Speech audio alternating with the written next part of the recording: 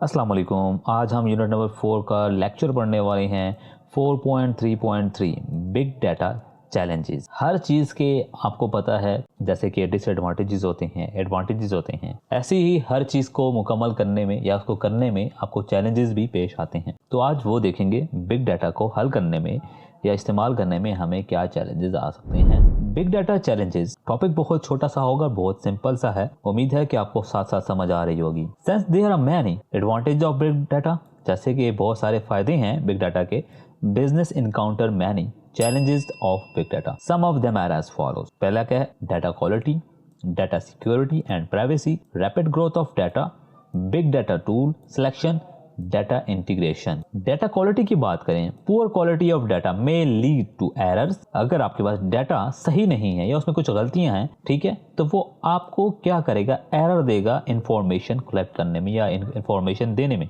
Inefficiency and misleading insight after data analysis. Insight after किसका? जब after data analysis करोगे तो पुअर क्वालिटी ऑफ डाटा में lead error दे सकती है, इनएफिशिएंसी हो सकती है, misleading insight after data analysis. उसके बाद क्या है? Data security and privacy. Data उसकी सिक्योरिटी एंड प्राइवेसी में कैसे चैलेंज करती है, देखते हैं। It is difficult to manage the protection and privacy of massive data set to prevent unauthorised access. यानी कि जितना बड़ा ज्यादा डाटा होता है उसकी जो प्रोटेक्शन है यानी उसको कंट्रोल है या उसको सिक्योर रखना भी थोड़ा सा मुश्किल हो जाता है, और आप जो है उसको वही लोग असेस करें जो कि असेस करना चाहिए, यानी करना ना चाहिए, यानी कि जिसका काम है। अब जिसका लेना देना ना हो वो उस डाटा को यूज ना करे, उस डाटा को असेस ना करे।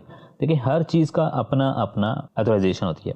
मिसाल के तौर पर एक कंपनी है, उसका डाटा है, अब उसका डाटा एक अकाउंट से रिलेटेड है, यानी पैसे का लेन देन है, पैसे का हिसाब किताब है, तो वो सिर्फ उन्हीं बंदे को दिखाया जाए जो अकाउंट से रिलेटेड हैं। इसी तरह एक होता है लॉग डिपार्टमेंट, ठीक है, लॉजिस्टिक वाला समझ लो, जहाँ पे सामान आता है, सामान जाता है, सारा चीज़ होती हैं, इन्वेंट्री व होल्डर जैसे होती हैं, तो उसमें वही बंदे को दिखाया जाए जो इन्वेंट्री के हैं। ये मैं सिंपल आपको बताने की कोशिश कर रहा हूँ कि इसमें से अनऑथराइज्ड और ऑथराइज्ड एसेस का मतलब ये होता है, ठीक है जी। तो वहाँ पे अब अकाउंट का लॉग वाली चीज़ों या इन्वेंट्री की चीज़ों को देखने का असेस ना हो और इन्वेंट्री का हिसाब किताब या पैसे का लेन देन का वो ना देख सके कितने पैसे क्या हो रहे हैं, ठीक है, तो वही थोड़ा सा मुश्किल हो जाता है मैनेज करना। रैपिड ग्रोथ ऑफ डाटा, यानी कि तेजी से बढ़ रहा डाटा हो, making system that can handle more and more data as it keeps on growing without slowing down is challenging. क्या आपके पास ऐसा सिस्टम हो कि वो जैसे जैसे सिस्टम में डाटा बढ़ रहा है या डाटा स्टोर हो रहा है तो वो उसको हैंडल भी कर सकता हो, स्टोर भी कर सकता हो। ये कैपेसिटी की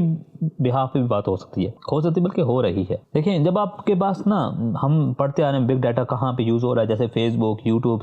अब दिन में फेसबुक पर और यूट्यूब पर कितनी वीडियोस अपलोड होती हैं। अब वीडियो बैक एंड में स्टोर भी होती हैं। अब उस स्टोर के लिए आपके पास स्टोरेज मीडियम चाहिए, यानी हार्ड डिस्क चाहिए, ठीक है, आपके पास सर्वर्स चाहिए, आपके पास सिस्टम चाहिए जो कि रैपिडली काम कर रहे हो, रैपिडली इंक्रीज कर रहे हो, सारी चीज़ें ना वो मैनेज होना चाहिए। तो ये क्या है, आपके पास एक टेंशन होती है, प्रॉब्लम होती है कि आपने इस चीज़ को इंश्योर करना होता है कि जैसे जैसे सिस्टम का डाटा बढ़ रहा है वैसे वैसे सिस्टम हैंडल कर रहा हो, सिस्टम में आप इसको अच्छा बनाएं, सिस्टम को पावरफुल बनाएं, सिस्टम की मेमोरी को बढ़ाएं। तो ये चीज़ें आपने भी करनी होती हैं। Big data tool selection, ensuring capability and seamless interaction between different big data tools and platforms. अब देखो जैसे डाटा बढ़ता है, मैंने बताया जब बात कर रहे हैं ना रैपिड ग्रोथ ऑफ डाटा, तो जैसे डाटा बढ़ता है, डाटा ज़्यादा होता है, कुछ जो सॉफ्टवेयर हैं उनको हैंडल नहीं कर सकते, या डाटा की जो टाइप्स है वो चेंज हो जाए, तो हो सकता है कुछ ऐसे सॉफ्टवेयर हों या टूल्स हों जो कि उस टाइप कैटेगरी को या टाइप को हैंडल ना कर सकें, तो आपको फिर दोबारा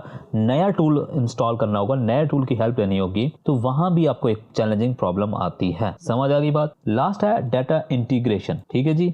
To create among diverse data format and structure is a difficult task। समझ आ गए कि ये डाटा इंटीग्रेशन एक डिफिकल्ट टास्क है बिग डाटा में। सिंपल इसका खुलासा मैं कहूँ या समरी बयान करूँ, देखो मैंने स्टार्ट में बताया कि बिग डाटा में एडवांटेजेस भी हैं, डिसएडवांटेजेस भी हैं। इसी तरह बिग डाटा को जब आप यूज़ करते हो तो आपको चैलेंजेस भी आती हैं। उसमें क्या आता है, डाटा क्वालिटी मेंटेन करने का आता है कि कहीं कोई डाटा में एरर ना आ जाए या कोई गलतियां ना हो या फॉर्मेट चेंज ना हो जाए। तो अगर हो गया तो क्या होगा, इनएफिशिएंसी आ जाएगी, मिसलीडिंग आ जाएगा, आपको सही तरह से इन्फॉर्मेशन नहीं मिलेगी। डाटा सिक्योरिटी एंड प्राइवेसी मैंने बता दिया कि उसको अथॉराइज जो लोग हैं वो ही डाटा यूज़ कर सकें, उसको ही असेस करके स्पेसिफिक डाटा को या सिर्फ उसी डाटा को, सारी चीज़ें। उसके बाद रैपिड ग्रोथ ऑफ डाटा है, जैसे डेली की बेसिस पे डाटा बढ़ रहा है उसको मेंटेन करके रखना। बिग डाटा टूल सिलेक्शन के आपको जो है परफेक्ट जो टूल है वो सिलेक्ट करना होता है ताकि आप अच्छे तरीके से एनालाइज कर सकें या जो भी आपकी रिक्वायरमेंट है वो फुलफिल कर सकें। ये सारी समझ आ गई चीज़ें। तो ये चैलेंजेस हैं, कुछ लिखी हुई हैं, ये सारी नहीं कि सिर्फ यही चैलेंजेस हैं, इसके अलावा भी आपको हो सकती हैं चैलेंज। ये जस्ट आपको समझाना है। अगर आपको यहाँ तक कोई भी कन्फ्यूजन हो, कमेंट बॉक्स आपके लिए ओपन है, व्हाट्सएप ग्रुप ज्वाइन करके भी वहाँ भी हमसे सवाल डायरेक्टली पूछ सकते हो। Thank you.